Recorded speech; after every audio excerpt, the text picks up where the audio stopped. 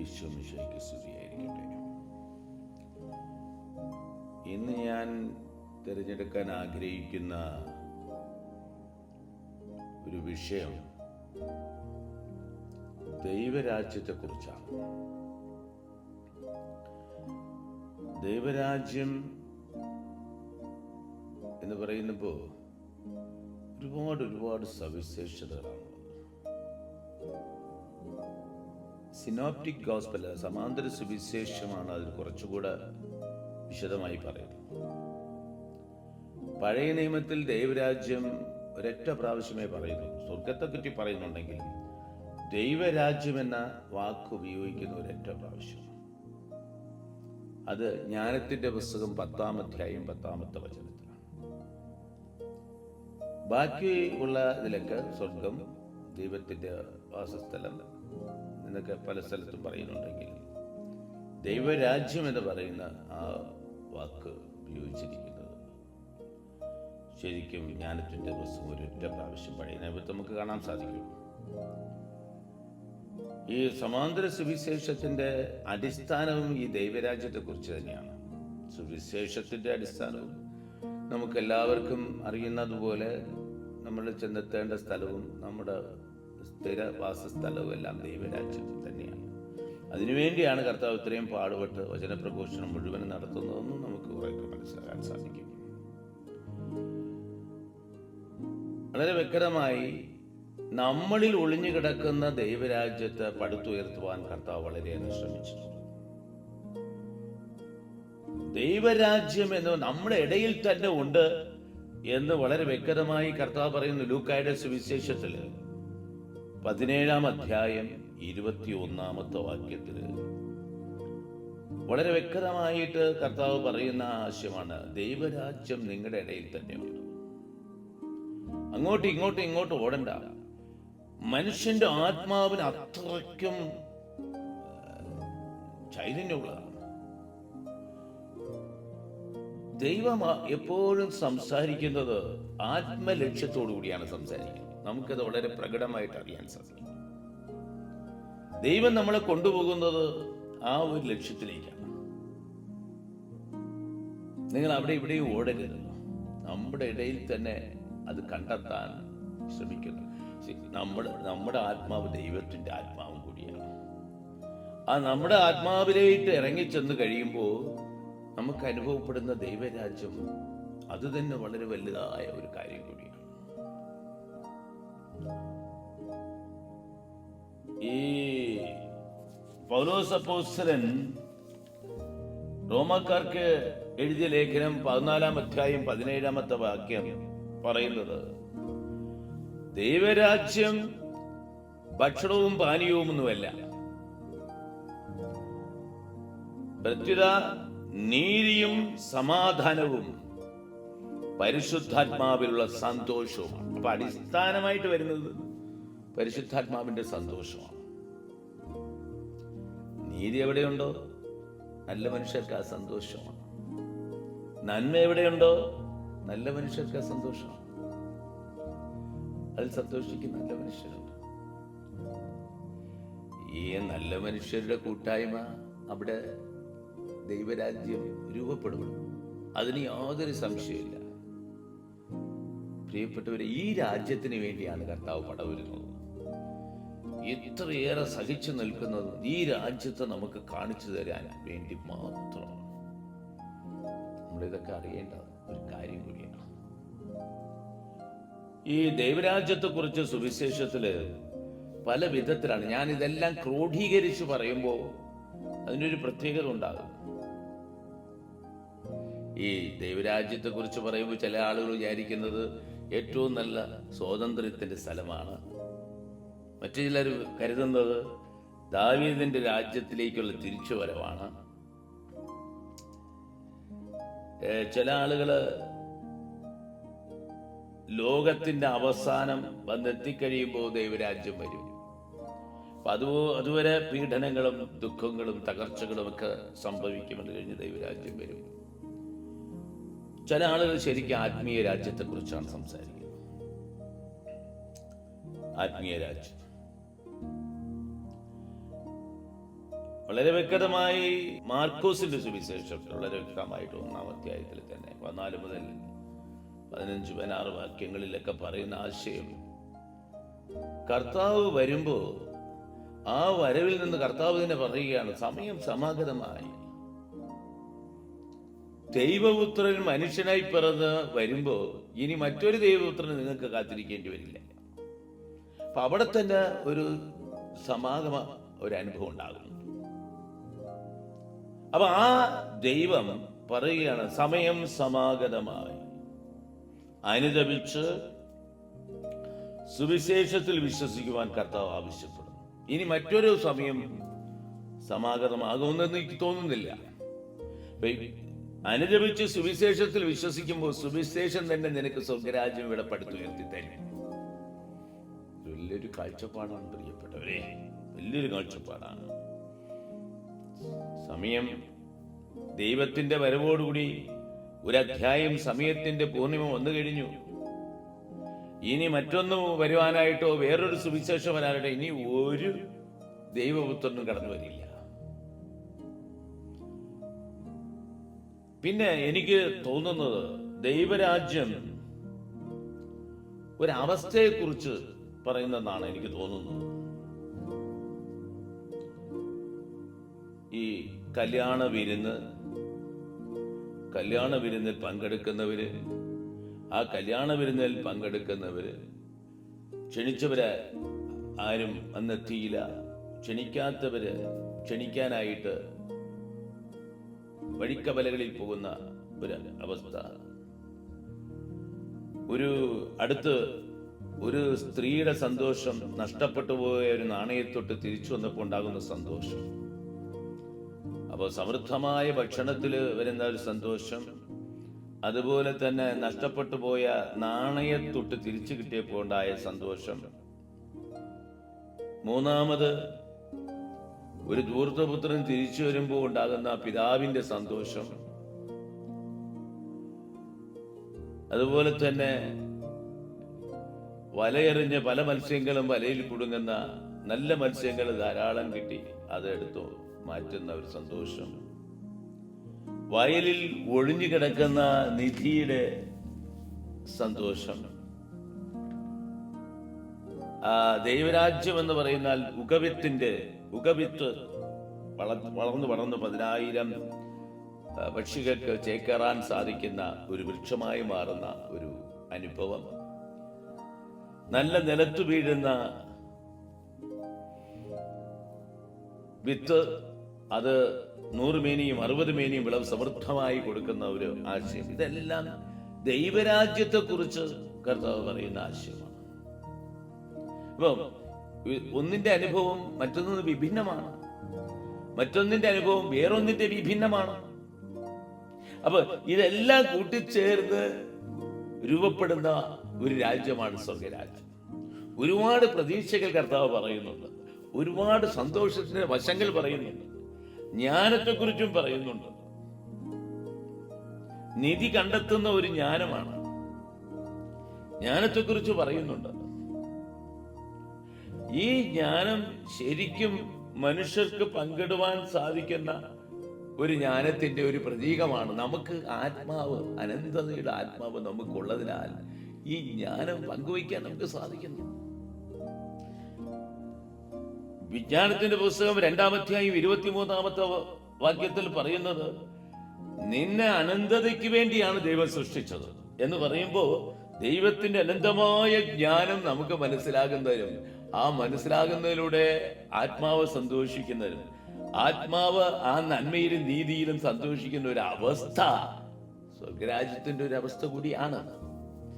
പഴയ നിയമത്തിൽ പാലും തേനും ഒഴുകുന്ന ദേശം, അതൊരു റെപ്രസെന്റിങ് ഒരു ഭാഗമാണ് എനിക്ക് തോന്നുന്നത്. ഇപ്പൊ ഇസ്രായേൽ ജനത്തിന് പാലും തേനും ഒഴുകുന്ന രാജ്യത്തിലേക്ക് നിങ്ങളെ കൊണ്ടുപോകാം എന്ന് പറയുമ്പോൾ നമുക്കും അടിസ്ഥാനമായി പാലും തേനും ഒഴുകുന്ന ഒരു രാജ്യത്തിലേക്ക് നമ്മൾ എല്ലാവരും ചെന്നെത്തും എന്നുകൂടെ നേരത്തെ കൂട്ടി പറയുന്ന ഒരു ഭാഗം അതിനകത്ത് ഒളിഞ്ഞു കിടപ്പുണ്ട്. ഇത് നമ്മൾ മനസ്സിലാക്കിയേ പറ്റൂ. അപ്പോൾ ദൈവരാജ്യം എന്നൊക്കെ പറയുമ്പോൾ കർത്താവ് ഉപമകളിലൂടെ ഒത്തിരി പറയുന്ന ഒരു സാഹചര്യം. അപ്പൊ അതിനെ വളരെ ഷാർപ്പായിട്ട് നമ്മൾ സൂക്ഷിച്ച് വീക്ഷിക്കുകയാണെങ്കിൽ ഒന്നിന് വിഭിന്നമാണ് മറ്റൊന്നിന്റെ സന്തോഷം. അപ്പൊ ഇത്തരത്തിലുള്ള സന്തോഷത്തിന്റെ സമാഹാരമാണ് ദൈവരാജ്യം. ആ സമാഹാരം പ്രകടമായി അനുഭവിക്കുന്ന ദൈവത്തിന്റെ സാന്നിധ്യമാണ്. അപ്പൊ ഇതെല്ലാം ദൈവത്തിന്റെ സാന്നിധ്യത്തെ നമ്മുടെ മുമ്പിൽ കൊണ്ടെത്തിക്കുന്നു. നീതിമാനായ ദൈവം, സ്നേഹധപരനായ ദൈവം, നന്മ കൊടുക്കുന്ന ദൈവം, നന്മയിൽ ആനന്ദിക്കുന്ന ദൈവം, എല്ലാവരുടെയും ക്ഷേമവും ക്ഷേമിച്ചും കാണുന്ന ദൈവം, എല്ലാവരെയും വളർന്നു കിട്ടണം, ഉഗത്ത് പോലെ വളരണം, അങ്ങനെ എല്ലാവർക്കും പ്രയോജനപ്പെടുന്ന ഒരു വ്യക്തിയായി നീ വളരണം എന്ന് പറയുന്ന ദൈവം, ആ ദൈവത്തിന്റെ രാജ്യം അനുഭവിച്ച് അറിയുന്ന ഉപമകളാണ് നാം അനുഭവപ്പെടുന്ന ഈ ഉപമകൾ. ശരിക്കും ഞാൻ പറയും, വെറും പഠിക്കുക മാത്രമല്ല, ഈ ഉപമകളിലൂടെ നാം അനുഭവപ്പെടുന്നു എന്നും കൂടെ പറയുകയാണെങ്കിൽ ദൈവരാജ്യം നമ്മുടെ ഇടയിൽ തന്നെ ഉണ്ട്. അതാണ് എനിക്ക് വളരെ പറയാൻ. അപ്പൊ ഇപ്രകാരമുള്ള ഒരു ദൈവരാജ്യത്തെ പടുത്തുയർത്തുവാൻ നമുക്ക് സാധിക്കണം. ബാബേൽ ഗോപുരത്തെ പടുത്തുയർത്താൻ ഉൽപ്പത്തി പുസ്തകം 11-ാം അധ്യായത്തില് ബാബേൽ ഗോപുരത്തെ പടുത്തുയർത്താൻ അവര് ബന്ധപ്പെട്ടു. എന്തിന്? അവര് ദൈവത്തെ കീഴടക്കാൻ ആഗ്രഹിച്ചു. ഞാനതിന് പോസിറ്റീവ് ഉണ്ട്, നെഗറ്റീവ് സൈഡും ഉണ്ട്. ഇന്ന് ഞാൻ ദൈവത്തെ കീഴടക്കേണ്ട ഒരു പോസിറ്റീവ് സെൻസ് എനിക്ക് ഇതിനകത്തുനിന്ന് പറയാൻ സാധിക്കും. നമ്മൾ ദൈവത്തെ ബലവാന്മാർക്കാണ് സ്വർഗരാജ്യം എന്ന് പറയുമ്പോൾ ദൈവത്തെ കീഴടക്കണം. ദൈവത്തെ കീഴടക്കണം യുദ്ധം ചെയ്ത് വേറെ രീതിയിൽ നമ്മൾ ചിന്തിക്കുന്ന കീഴടക്കലല്ല, സ്നേഹം കൊണ്ട് കണ്ടെത്തുന്ന ദൈവം. ഇന്ന് ദൈവാപ്പത്തിന്റെയും മിഞ്ഞിന്റെയും സാദൃശ്യത്തിൽ നമ്മുടെ കൈകളിലേക്ക് വരുന്നുണ്ട്. ശരിക്കും തിരിച്ചറിഞ്ഞാൽ സ്വർഗരാജ്യം അവിടെ ആയി. അപ്പോ എന്നും നമ്മൾ ദിവ്യബലിയിലൂടെ പങ്കെടുക്കുന്ന സ്വർഗരാജ്യം പ്രിയപ്പെട്ട അതിന്റെ അർത്ഥത്തിൽ ചെന്നെത്തുകയാണെങ്കിൽ ദൈവരാജ്യം നമ്മൾ എപ്പോഴും പങ്കുവയ്ക്കുകയാണ്. പക്ഷെ അത് ചടങ്ങായിട്ട് മാറിപ്പോകുന്നുള്ളൂ. ദൗർഭാഗ്യമുണ്ട്. അത് ചടങ്ങല്ല. ദൈവം ചടങ്ങിനെ പറ്റി ഒന്നും പറയുന്നില്ല. ദൈവം ചടങ്ങൊക്കെ ഘടകവിരുദ്ധമാണ്. അതാണ് പലപ്പോഴും കർത്താവ് പാത്രത്തിന്റെ ക്ഷാളനത്തെക്കുറിച്ചും ഈ ഓരോ കാര്യത്തെക്കുറിച്ചും പറയുമ്പോൾ കർത്താവ് പറയുന്ന ആശയം വളരെ ഗൗരവമായിട്ടാണ് നമ്മൾ പറയുന്നത്. സാബത്തിനെ കുറിച്ച് പറയുന്ന ദിവസം, സാബത്ത് നന്മ ചെയ്യുന്നതോ തിന്മ ചെയ്യുന്നതോ വിഹിതം. ഏതാണ് നല്ലത്? അപ്പൊ അതിനകത്തുനിന്ന് നന്മ എടുത്തു കാണിച്ചുകൊണ്ടാണ് പറയുന്നത്. നമ്മുടെ ഉള്ളിൽ ആ നന്മയുടെ രാജ്യമുണ്ട്. ആ നന്മ എടുത്തു പറയുമ്പോൾ നമ്മുടെ ഉള്ളിൽ ആ നന്മയുടെ രാജ്യമുണ്ട്. പ്രിയപ്പെട്ടവരെ, നമ്മുടെ ദൈവത്തിന്റെ രാജ്യം ആൾറെഡി നേരത്തെ തന്നെ നമ്മളിൽ പ്രഖ്യാപനം ചെയ്തു കഴിഞ്ഞു, നമ്മളിൽ ഉണ്ട് എന്ന്. അതിനു പകരം തിന്മ എടുത്തു വെച്ചാലോ, തേനിന് പകരം കയ്പ് എടുത്തു വെച്ചാലോ, വിഷം എടുത്തു വെച്ചാലോ, മനുഷ്യന് ബുദ്ധിയുമുണ്ട്, മനുഷ്യന് സ്വാതന്ത്ര്യമുണ്ട്. അഗ്നിയും വെള്ളവും വെച്ചിട്ടുണ്ട്, നിനക്ക് എന്തിനേയും തിരഞ്ഞെടുക്കാമെന്ന് വചനം പറയുന്നത് പോലെ അഗ്നിയും വെള്ളവും വെച്ചിട്ടുണ്ട്, നിനക്ക് ഏതും തിരഞ്ഞെടുക്കാം. പക്ഷെ അതിന്റെ അന്തരാർത്ഥത്തില് അഗ്നിയും ശുദ്ധീകരണത്തിനുള്ളതാണ്, വെള്ളവും ശുദ്ധീകരണത്തിനുള്ളതാണ്. അപ്പോ മറ്റൊരു ആശയത്തിൽ പറയുന്ന ഒരു ആശയമാണ് ഞാൻ ഈ പറയുന്നത്. പക്ഷെ എങ്കിലും പ്രിയപ്പെട്ടവരെ, ഒരു ശുദ്ധീകരണത്തിന്റെ നിറവിലാണ് പ്രകാശിക്കുന്നത്. അനുദപിച്ച് സുവിശേഷത്തിൽ വിശ്വസിക്കുമ്പോൾ എൻ്റെ അർത്ഥം ഒരു ശുദ്ധീകരണം നടന്നു, ദൈവരാജ്യത്തിൽ നിനക്ക് ലഭിച്ചു. അനുദപിച്ച് സുവിശേഷത്തിൽ വിശ്വസിക്കുക. അനുതാപമില്ലാത്ത ഹൃദയങ്ങൾക്ക് സുവിശേഷത്തെ വിശ്വസിക്കാൻ പറ്റില്ല. അനുദപിച്ച് സുവിശേഷത്തിൽ വിശ്വസിക്കുക എന്നൊരു യാഥാർത്ഥ്യം. കർത്താവ് പൗലോസ് അപ്പോസ്തലൻ പറയുന്നത് പോലെ ദൈവത്തിന് നിന്നിൽ നിന്ന് മറ്റൊന്നും ആവശ്യപ്പെടുന്നില്ല. അനുതാപമല്ലാതെ മറ്റൊന്നും നിന്നിൽ നിന്ന് ദൈവം ആവശ്യപ്പെടുന്നില്ല. കാരണം അനുദപിച്ചു കഴിയുമ്പോൾ ഒരു പോസിറ്റീവ് ഹാപ്പിനെസ് ഉണ്ട്. അതാണ് ഈ അനുതാപത്തിന്റെ പ്രത്യേകത. അനുതാപത്തിൽ ദുഃഖമല്ല, അനുതാപത്തിന് അകത്ത് ആഴത്തിൽ കിടക്കുന്നത് ഒരു പ്രത്യാശയുടെ സന്തോഷമാണ്. ഞാൻ എന്റെ പാപത്തെക്കുറിച്ച് ഞാൻ അനുദപിക്കുമ്പോൾ എനിക്ക് പ്രത്യാശ ഉള്ളത് കൊണ്ടാണ്, എന്റെ ദൈവം എന്നെ രക്ഷിക്കുന്നുള്ളത് കൊണ്ടാണ്, എന്റെ ദൈവം എന്റെ പാപങ്ങളെ പൊറുക്കുക എന്നതുകൊണ്ടാണ് ഞാൻ അനുദപിക്കുന്നത്. ആ അനുതാപം കഴിയുമ്പോൾ ഇനി എന്നെ വിശുദ്ധീകരിക്കപ്പെടുന്ന ദൈവം എന്റെ മുമ്പിലുണ്ട് എന്ന് കാണുമ്പോഴാണ്. കുമ്പസാര കൂട്ടിയിരിക്കുന്ന ആ ഒരു പുരോഹിതൻ ദൈവത്തിന്റെ സ്ഥാനത്തിരുന്നോട്ട് എന്നോട് നിന്റെ പാപങ്ങളെല്ലാം ക്ഷമിക്കപ്പെട്ടിരിക്കുന്നു എന്ന് പറയുമ്പോൾ അനുതാപത്തിന്റെ നിറവിൽ ആ വചനം കൂടെ, ആ വാക്കുകൂടെ എനിക്ക് കിട്ടുമ്പോൾ ഞാൻ സ്വതന്ത്രനാണ്, എനിക്ക് സന്തോഷമുണ്ട്, ഞാൻ ഒരു ദൈവിക ആനന്ദത്തിൽ നിറയുന്നവനാണ്. ആരാ പ്രിയപ്പെട്ടവര് നടന്നു പോകുമ്പോൾ നിന്റെ പാപങ്ങളെല്ലാം ക്ഷമിച്ചിരിക്കുന്ന ആര് പറയുക? സാധിക്കും 2 അടി തരും. സാധിക്കുമെങ്കിൽ അവന് വേണം ചീത്ത വിളിക്കും. ഒരൊറ്റ മനുഷ്യനും മോനെ വേദനിക്കപ്പെട്ടവൻ പറയണം മോനെ നീ എന്നെ വേദനിപ്പിച്ച് ശരി തന്നെ, പക്ഷെ ഞാൻ നിന്റെ ദുഷ്ടത ഞാൻ ക്ഷമിച്ചിരിക്കും എന്ന് സാധാരണ രീതിയിൽ പറയുമ്പോൾ പോലും ദൈവം അത് കേൾക്കും. എന്നാൽ ദൈവം സ്ഥാപിച്ച കൂദാശയിൽ മുന്നിൽ ഇരുന്നു കൊണ്ട് പാപമെല്ലാം നല്ലവണ്ണം പശ്ചാത്തപിച്ചുകൊണ്ട് എനിക്ക് ഒരു മനുഷ്യൻ, ദൈവത്തിന്റെ സ്ഥാനത്തിരുന്ന് ഒരു മനുഷ്യൻ എന്റെ പാപങ്ങളെല്ലാം ക്ഷമിച്ചിരിക്കുന്നത് പറയുമ്പോൾ അതിനേക്കാളും സന്തോഷം വേറെ എന്തുണ്ട്? ഞാൻ ലിബറേറ്റഡ് ആണ്, ഞാൻ സ്വതന്ത്രനായി മാറി. എന്റെ അപ്പൻ എന്നെ കെട്ടിപ്പിടിച്ചുകൊണ്ട് മോനെ നിന്റെ പാപം എല്ലാം ക്ഷമിച്ചിരിക്കുന്നടാ, നീ എന്ന് വന്നെത്തിയല്ലോ തിരിച്ച്.